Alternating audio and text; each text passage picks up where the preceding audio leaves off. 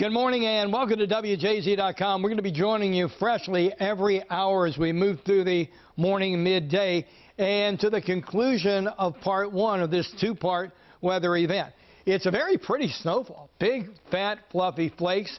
Traffic is moving right now, we're saying, on side streets for sure if you have four-wheel drive. Later on side streets, front-wheel drive will do you just fine.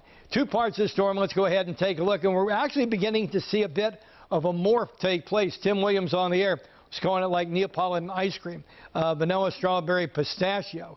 You're seeing mixed precip coming out of bands of snow as temperatures are beginning to rise. And you can see where the rain is.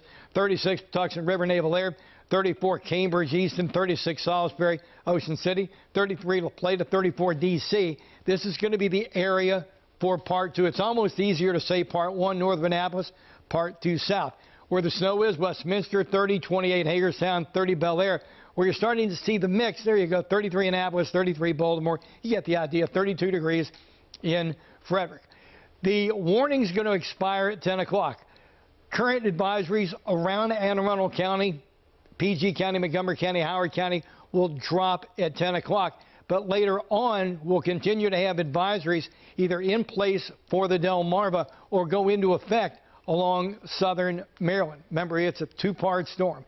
Central Maryland event certainly will end by noon, if not before. We have had some heavy overnight snow or mixing. We're going to say about a 5-inch snowfall. Some areas may see 6, some 4, but let's just say a baseline of 5.